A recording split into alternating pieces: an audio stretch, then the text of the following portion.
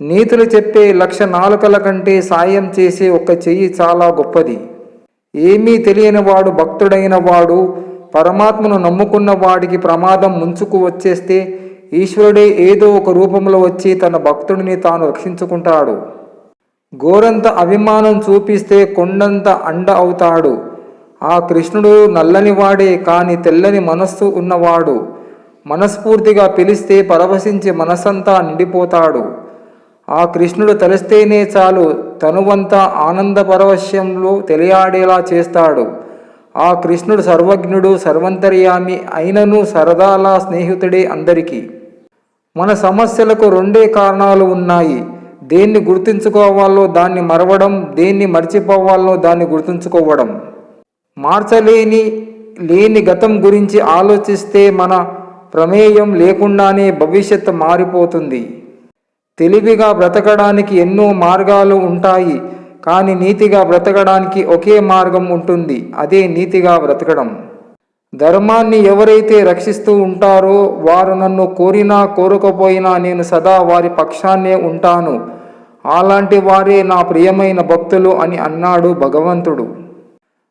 దూరంగా నాటిన మొక్కలు కూడా పెరిగిన తర్వాత దగ్గరవుతాయి, కానీ మనుషులు ఎదిగే కొద్దీ మనస్సులు దూరమవుతున్నాయి. నీలో ఉన్న భయాన్ని తాకట్టు పెట్టి ధైర్యాన్ని తెచ్చుకో. నిరాశ నిస్పృహల్ని అమ్మేసి గుణపాఠం నేర్చుకో. బాధల్ని మూటకట్టి ఇచ్చేసి మనశ్శాంతి కొనుక్కో. దుఃఖాన్ని సంతోషంతోనూ, కోపాన్ని దయతోనూ, ఫ్రస్ట్రేషన్ని శాంతితోనూ మార్పిడి చేసుకో. ఆశ్చర్యంగా నీకున్న వాటిని పైసా ఖర్చు లేకుండా ట్రేడింగ్ చేసి లైఫ్ని నిరాశ దుర్దశల నుండి సంతోషంగా ఎలా మార్చుకున్నావో చూడు. సహాయం చేయడానికి ఉండవలసింది డబ్బు కాదు, మంచి మనసు. మేలు చెయ్యకపోయినా పర్వాలేదు, ఎవరికి కీడు మాత్రం చెయ్యకు. కృష్ణుడు భగవంతుడు కావచ్చు, కానీ యుద్ధం చేసింది మాత్రం అర్జునుడు. మనం నేర్చుకోవాల్సింది ఏమిటంటే భగవంతుడు దారి మాత్రమే చూపుతాడు, కానీ జీవితాంతంలో పోరాల్సి మాత్రం మనమే. ఒక వ్యక్తి మళ్ళీ నీకు కాల్ కానీ మెసేజెస్ చేస్తున్నారంటే దాని అర్థం వాళ్ళని వేరే పని లేక కాదు, మీతో మాట్లాడకుండా ఉండలేరని అర్థం. జీవితంలో ఒకే నియమాన్ని అనుసరించు. సూటిగా మాట్లాడు, నిజమే మాట్లాడు, ఎదురుగా మాట్లాడు. అసలైన వ్యక్తులు నీతోనే ఉంటారు, నకిలీ వ్యక్తులు దూరంగా పోతారు. డబ్బు సంపాదించమని చెబుతుంది, కాలం ఆగకుండా పరిగెత్తమని చెబుతుంది. లక్ష్యం కష్టమైనా చేరమని చెబుతుంది. నమ్మకం వీటన్నిటికీ నేనున్నానని భరోసా ఇస్తుంది. ఒక స్త్రీ తన ఆర్థిక స్థితులు బాగోలేక నలుగురిలోకి వచ్చి ఆత్మాభిమానం దాచుకొని ఉద్యోగం చేస్తుంది.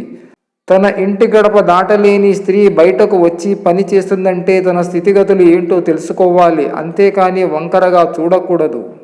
జీవితం చాలా చిన్నది, కాలం చాలా వేగమైనది. రిప్లే చేసుకోవడానికి, రివైండ్ చేసుకోవడానికి అవకాశమే లేదు. కాబట్టి ప్రతి క్షణాన్ని ఆస్వాదిస్తూ జీవించండి. ఏంటో ఈ లోకం ఉన్నది ఉన్నట్లు చెప్పే వారిని వదిలేస్తారు, లేనిది ఉన్నట్టు చెప్పే వాళ్ళని నమ్మేస్తారు. గతం మీ తలుపు తడుతుంటే దానికి సమాధానం ఇవ్వద్దు, ఎందుకంటే ఎప్పుడు దాంతో మనకు పని లేదు, ఏం చెప్పాల్సిన అవసరం లేదు. మంచి నడవడిక అనేది ఎవరో ఇచ్చే కానుక కాదు, ఎవరికి వారు అనుసరించి సాధించవలసిన విజయం.